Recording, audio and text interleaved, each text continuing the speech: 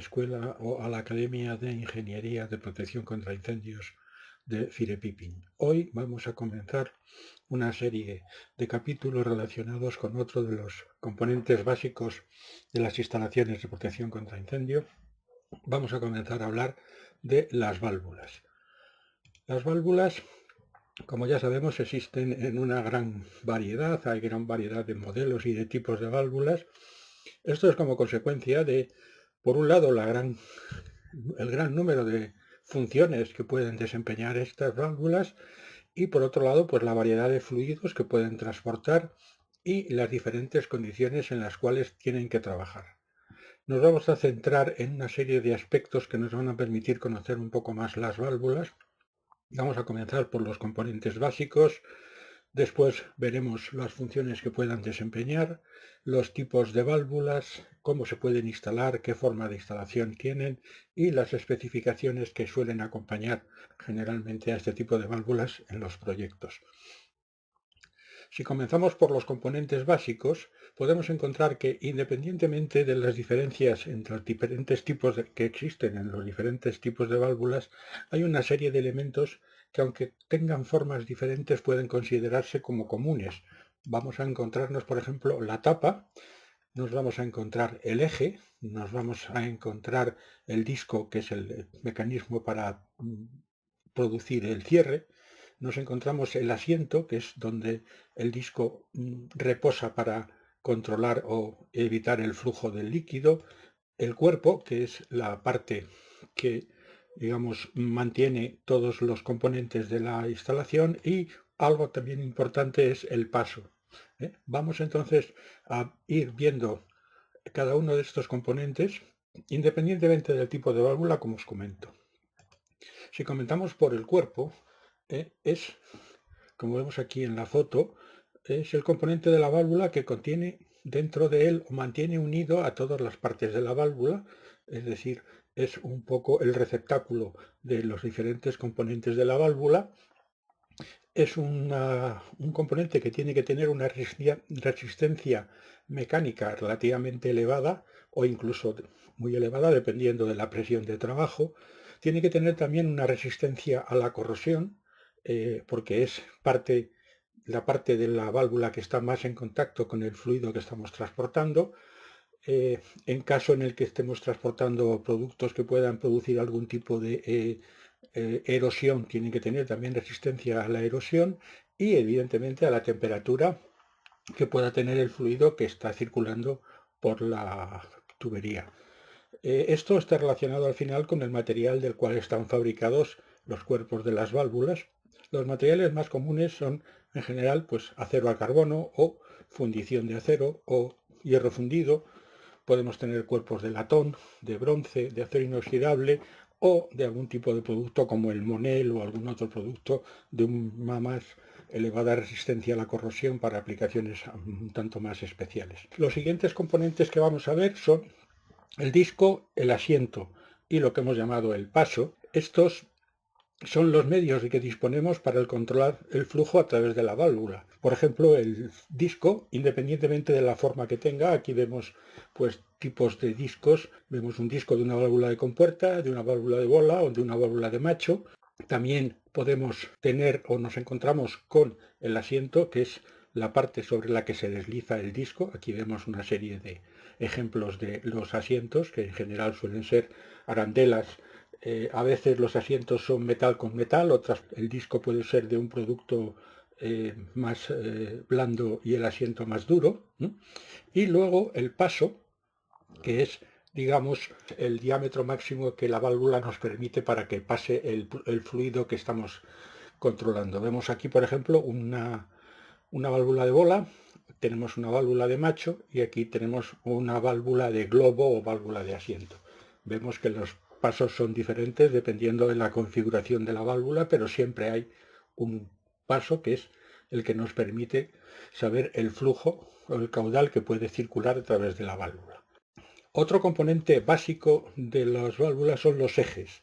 Los ejes en general son los elementos que se utilizan para mover el disco. Podemos tener ejes que nos produzcan una elevación o una bajada del disco, como pueden ser en las válvulas de compuerta, o un eje que nos produzca un giro del disco, como puede ser en una válvula de mariposa, o un eje que nos produzca el giro de la bola, como puede ser una válvula de bola.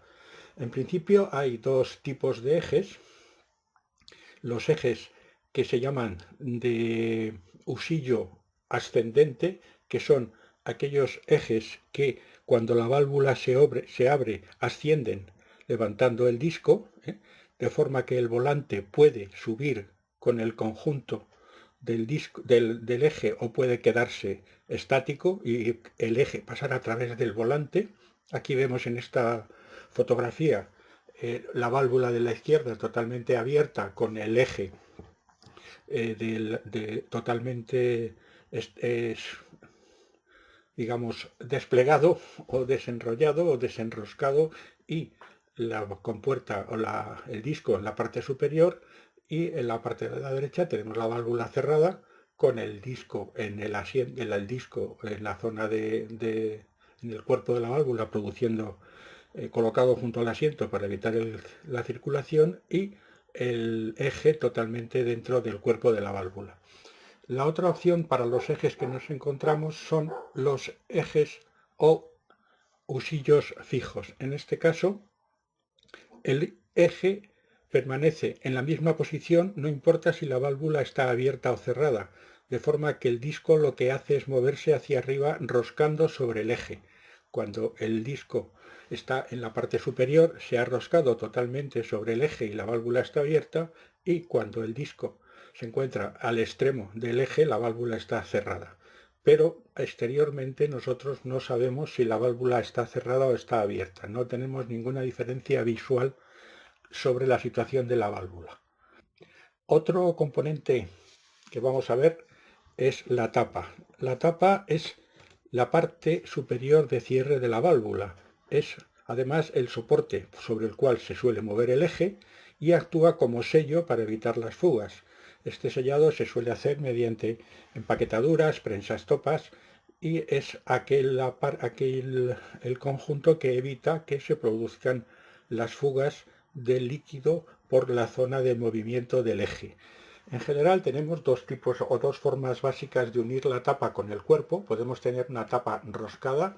Aquí vemos la tapa está roscada sobre el cuerpo, o podemos tener una tapa que esté, digamos, atornillada, como en el caso de la válvula inferior. Las tapas roscadas suelen utilizarse en válvulas de pequeño tamaño y sobre todo en válvulas de latón o de bronce. Y el peligro que podemos tener aquí es que de alguna manera la tapa se desenrosque si el eje se queda pegado. En la parte inferior, con la válvula que vemos, se utilizan las válvulas de mayor tamaño y es más apropiada para medias y altas presiones. El último mecanismo que vamos a ver de la tapa es el mecanismo de actuación. Es la forma que utilizamos para accionar la válvula. La válvula puede accionarse mediante un volante, por ejemplo, vemos una válvula de volante, o podemos accionarlo mediante una cadena. Se utiliza, por ejemplo, para válvulas que están situadas a gran altura, lo que hacemos con esa cadena es actuar sobre el volante desde el suelo sin necesidad de acercarnos a donde está la válvula. También podemos utilizar, por ejemplo, unas palancas, como vemos en esta válvula de mariposa, o podemos tener la misma válvula de mariposa, pero con un mecanismo de multiplicador para que el cierre sea más lento. Las válvulas de palanca en general no están aceptadas en las estaciones de protección contra incendios, salvo en pequeños diámetros, y siempre se recomienda utilizar válvulas con mecanismos de cierre lento, o sea, en este caso la válvula de mariposa con el de multiplicador. También podemos tener una válvula de bola con un cierre de palanca, un cierre de cuarto de vuelta, o podemos tener válvulas de accionamiento eléctrico o accionamiento hidráulico. O sea que tenemos diferentes posibilidades. El accionamiento evidentemente va a cambiar dependiendo de que necesitemos un cierre o una apertura rápida. Si las válvulas actúan o no actúan a menudo, el tipo de accionamiento va a ser función de este tipo de actuación de la válvula. Por ejemplo, las válvulas que tengan un acceso difícil, pues podemos o bien motorizarlas o bien podemos tener las cadenas, como hemos visto antes. Si las válvulas son muy grandes, se pueden utilizarlos de multiplicadores o incluso pues actuadores eléctricos o actuadores hidráulicos, y también es recomendable tener, digamos, tipos de actuaciones que permitan un funcionamiento de la válvula sin necesidad de que nadie se acerque a manejarla cuando pueda tener un riesgo para el uso, para las personas, el manejo de esa válvula por las condiciones de uso o de servicio de la válvula. Hemos visto las diferentes componentes, ahora también comentábamos la posibilidad de centrarnos en las funciones realizadas por las válvulas. Las válvulas las podemos utilizar para cerrar, estas válvulas que nos permiten aislar a un equipo o un componente de las tuberías a las cuales está conectado, de forma que podamos o bien interrumpir el flujo o bien producir una reparación de un componente que quede entre las válvulas. También nos permiten desviar el flujo a diversos lugares. Podemos tener un juego de válvulas que nos permita, abriendo y cerrando válvulas, discurrir el flujo para un lado o para otro dentro de la instalación, y en general suelen ser del mismo tamaño de la tubería y su paso es semejante al diámetro interior del tubo. Es decir, que cuando tenemos una válvula de 4 pulgadas, pues está conectada a una tubería de 4 pulgadas. Y en general el paso es el equivalente al de una tubería de 4 pulgadas. Pero aparte del cierre, que supone, digamos, para las válvulas de cierre, es que o hay flujo o no hay flujo, no hay situaciones intermedias, podemos tener la necesidad de regular. Tenemos que hacer una regulación del caudal o de la presión por alguna razón, o bien la presión, o bien el caudal, o bien ambos. Entonces tenemos una serie de métodos que nos permiten hacer ese tipo de control. Podemos mover un disco o un macho dentro de un orificio o dentro de una tubería para que nos permita controlar o disminuir o aumentar ese paso que hemos dicho que teníamos. Si aumentamos el paso, tenemos una menor pérdida de carga; si disminuimos el paso, creamos una mayor pérdida de carga. También disponemos la posibilidad de deslizar un disco o girar una bola, una superficie esférica, dentro de un orificio, o hacer girar una elipse dentro de un eje, o mover un material flexible dentro del conducto. Por ejemplo, pueden ser las válvulas de membrana. Todas estas válvulas lo que nos permiten es actuar de una forma controlada sobre la presión y el caudal, y nuestro objetivo no es interrumpir el paso, sino controlar el paso, regular el paso. Para seleccionar el tipo de válvula que necesitamos, tenemos que tener en cuenta una serie de condiciones. Por ejemplo, la presión de trabajo, qué presiones vamos a tener en nuestra instalación. No podemos olvidar que las presiones de las instalaciones al final son la presión del elemento que tiene una menor resistencia o una presión menor de trabajo. Es decir, tenemos que buscar las presiones de trabajo de nuestras válvulas adecuadas a las presiones de trabajo de la instalación en la cual las vamos a conectar, para no penalizar a esta instalación y hacer que su presión de trabajo pueda disminuir. También la temperatura. Podemos tener o hacer circular productos a altas o bajas temperaturas. Entonces tenemos que utilizar unas válvulas que sean capaces de soportar esas temperaturas, bien por su configuración o bien por los componentes que las forman.